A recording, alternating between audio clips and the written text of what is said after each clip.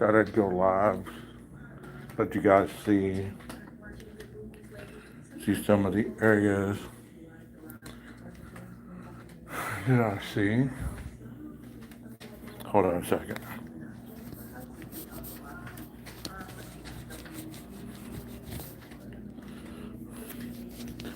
Had to clean my camera. I'm looking up here at this map to see exactly if there's any other hotels in the rest of the world that they're like the one I'm staying at. It looks like there's one in Portland, Arizona, Yuma, California, Mammoth Lakes, Oakhurst, Palm Springs, Pomona. In Idaho, there's two in Boise, Coeur d'Alene, Idaho Falls, Nampa, there's two there, and Twin Falls. In Montana, there's one in Helena, one in Nevada, Elko, of course the one here in Killeen, Kanab, Salt Lake City, Utah, Wyoming, and there's a lot in Oregon, Beaverton Bend, Grants Pass, Klamath Falls, Medford, Newburgh, Newport, Portland, there's two, Salem, Seaside, Springfield, Eugene, The Dalles, Tiger, Tillamook, Warrenton, Astoria, one in Washington, Moses Lake, Ocean Shores, Richland, Salmon Creek, Spokane, Tacoma, and Vancouver. So there's quite a few. Let me turn this around so y'all can see the map.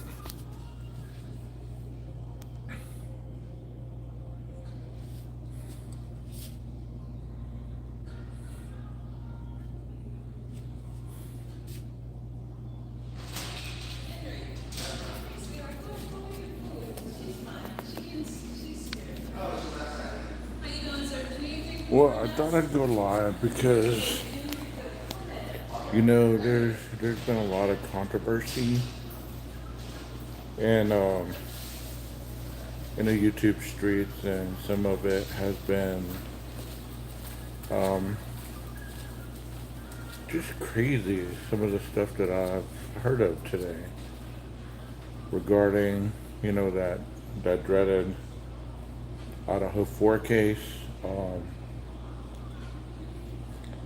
Just when I say I'm not going to speak on it, what happens? I just hear stuff, and it just, like I said, it doesn't infuriate me anymore. It just like, what keep people talking about this? Everywhere I go now, I'm mindful of cameras. Look, there's one there. There's those there.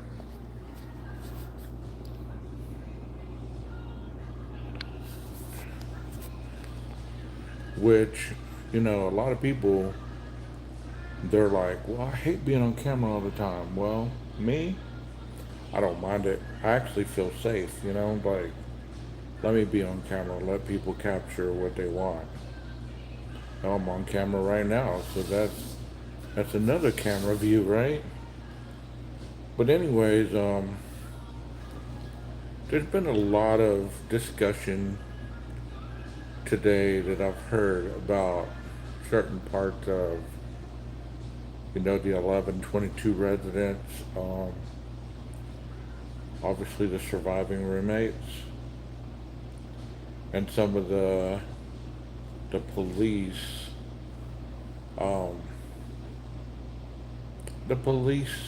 descriptions and questions they've asked.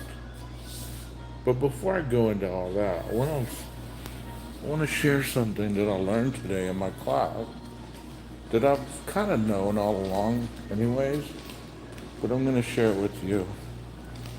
You know how most people, they say mentally ill or mental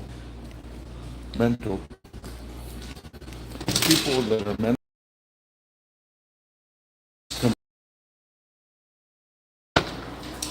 too damn hot to go outside. But I learned today that most people with mental health problems do not commit murder. Most people with mental health problems, it is a barrier to their existence, but it doesn't placate the fact that they had a mental health problem, so therefore they committed this crime. Hey PKC, hey Jeff. Um, Man, I've yet to go into Costco, I guess, because I don't have a card. And I don't want to be like Brian and get turned away, because I don't have a Costco card. Y'all be sure to hit that like button. I'm on one right now about that like button. Make sure you come in, tap it.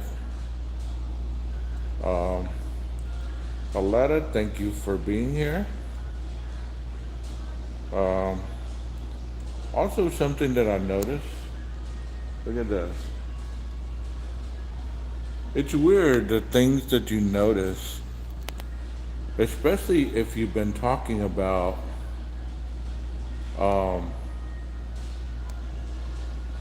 about the Idaho case. Like think about where you saw lights like that, where you saw lights around a tree. Where you saw lights hanging up, where you saw lights all around the house, saw lights on the outside. And something that was pretty cool too that I said today in my class, because they were asking about, name something that people don't know about you. Something that, would be kind of not really intriguing, but something that a lot of people don't know about you. Well, one of the things that I said was, I'm a YouTube podcaster. And they were like, what? I'm like, yeah, I'm a YouTube podcaster. So, I even mentioned the Idaho 4 case. And, there are some people that really knew about the case because they were like, yeah, I know that case, which was pretty cool. But it was a hell of a discussion today. I learned a lot because my instructor, he was a former Marine, a sniper at that. And we got to talking about, ammunition, and we got to talking about, the distances of, shooting a gun, a rifle, the variant, the drop, all that stuff. And it was really interesting. The dude knows his stuff, man. I might ask him tomorrow if I can get like an interview with him on my channel because he is that knowledgeable. I'd like my audience to be able to listen to his expertise. You know what I mean?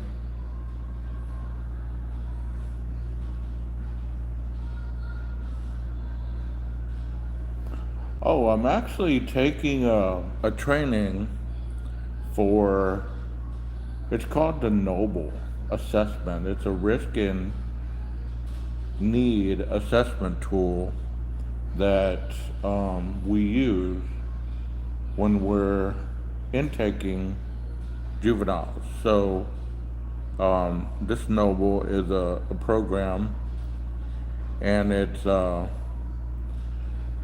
kind of goes into the different domains of where we get the higher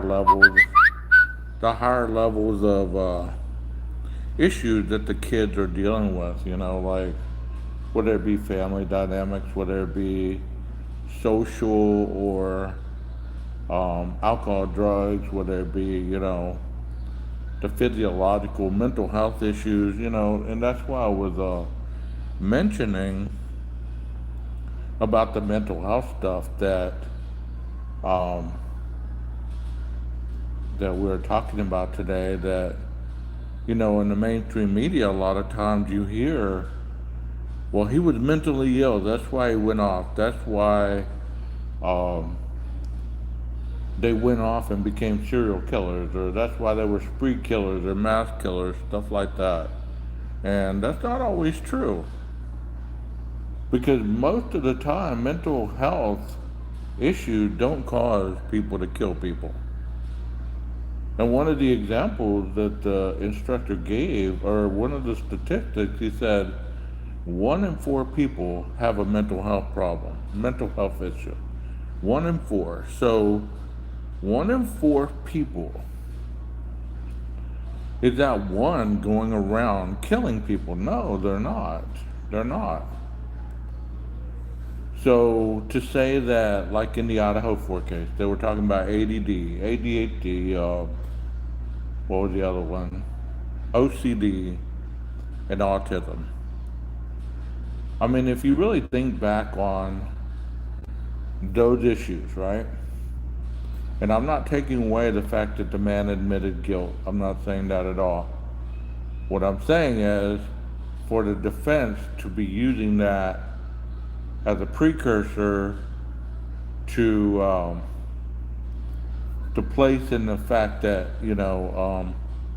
or the prosecution to be placing that as a precursor of him being culpable of doing these crimes because of his mental health issue, if they were going to go that avenue, then it would have been highly cross-examined, and even possibly even the fight would have been on, because then the defense would have been like, no, here are the statistics, here are the cases, and as you can tell, people with mental health issues most likely don't commit certain crimes. But I'm not saying that gives Brian Koberger a pass.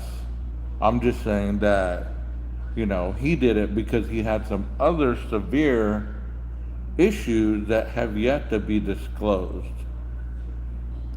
And that's why I find interesting in these cases, because they still do not know what causes people to commit crimes.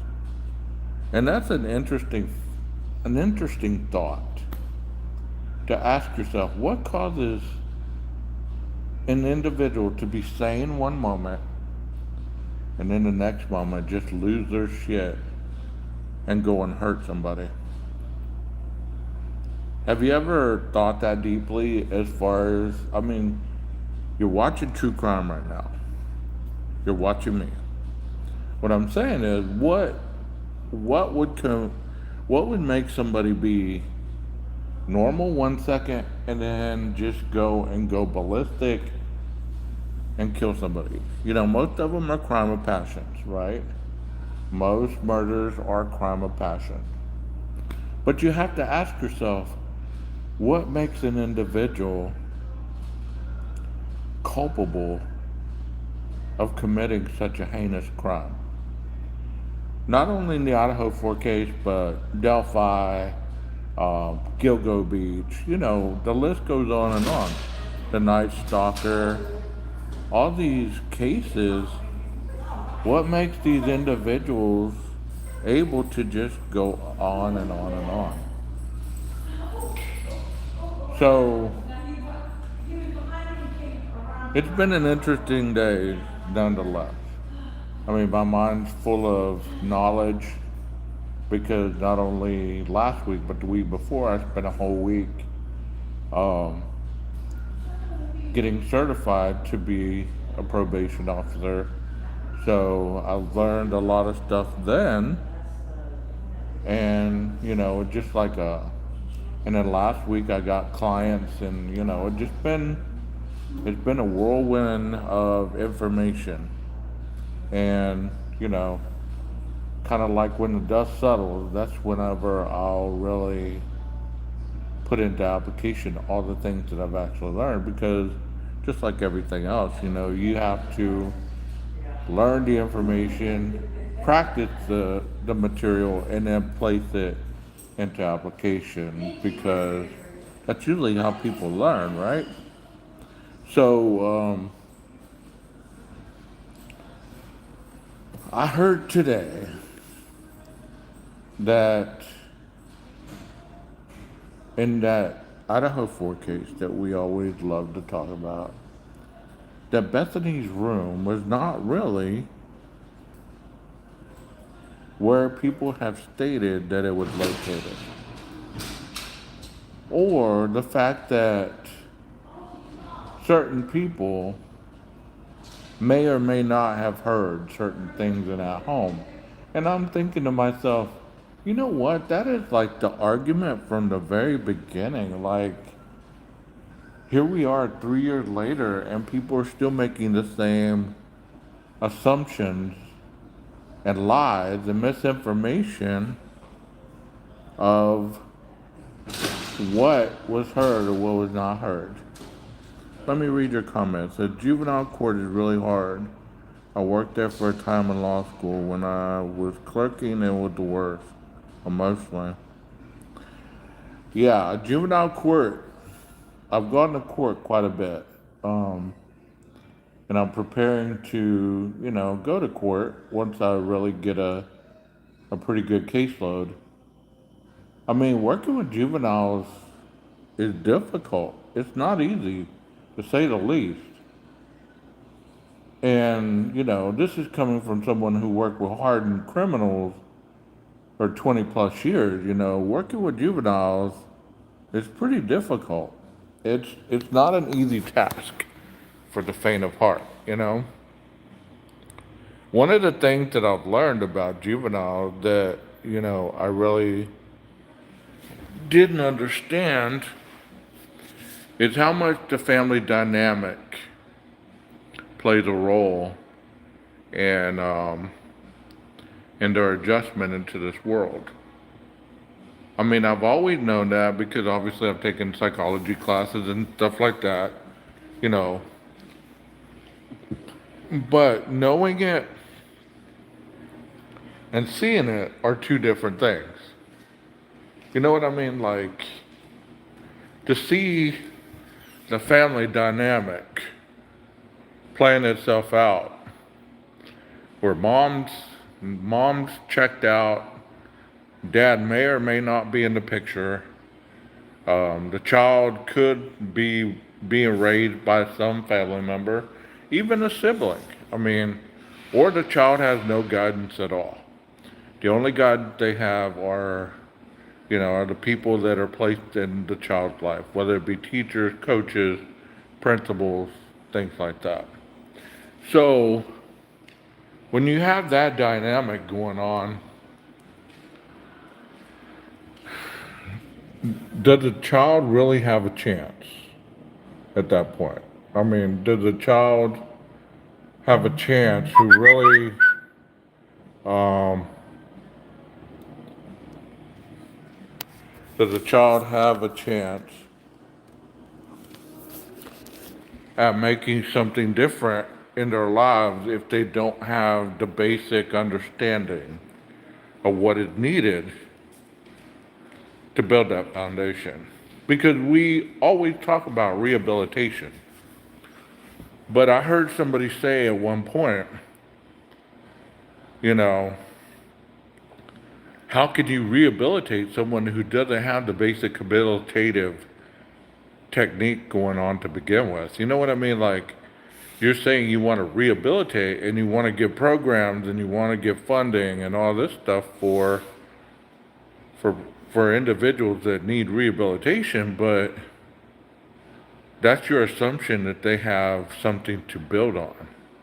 Most people don't have anything to build on regarding rehabilitation. I mean, most of them have no morals, values, or beliefs, or if they do, they've been twisted by being exposed to the dynamics of the street, or like I just said, lack of parenting, lack of guidance, lack of support.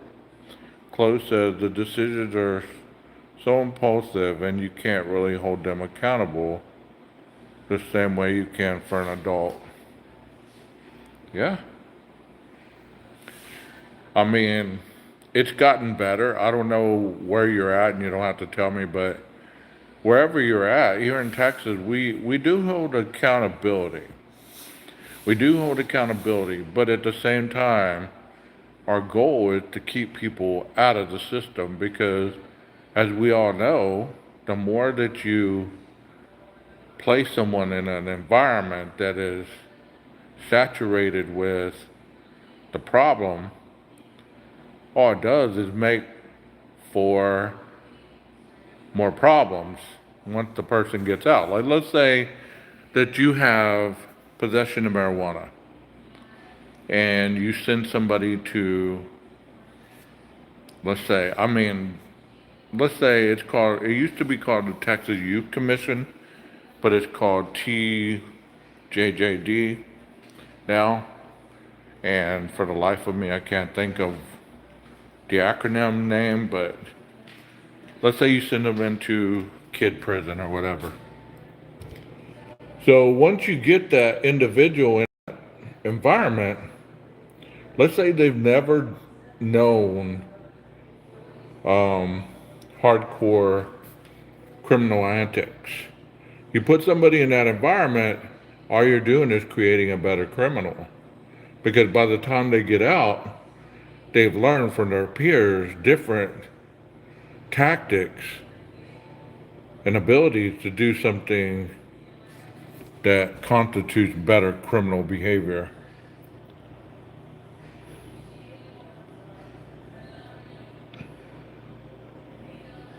You know, so that's why a lot of times we try to keep people out of, for lack of a better term, out of the criminal justice system, because we want them to be successful. So you take a first offender, a first time offender, and you're gonna understand that that person has criminogenic needs. And those criminogenic needs will tell you what needs to be worked on short term, medium range, and long term. And what exactly those criminogenic needs come from. You can't go back and recreate, the situation, but you use what's called motivational interviewing, which you take account at the moment what's going on with the kid or the adult, whichever. Because motivational interviewing is meeting the person where they're at rather than where you want them to be. You know, hey everybody that's coming in, thank y'all for being here. The chat is very small at the bottom, so it's, it deletes the chat, once you've been in here. Be sure to hit the like button. We're at 4. Let's see if we can get to 10. And then 12, and then 15. Let's get this out there in the algorithm. So, like I was saying, you don't want to create a future criminal when you place them with other individuals that have those criminogenic needs that are being unmet, A lot of times individuals have a misconception of the judicial system. They have the misconception of the court system, which is judicial, the executive branch, and the legislative branch. They have a misconception of those levels of government, and they believe that it's kind of like in a Koberger case. They believe that if they can go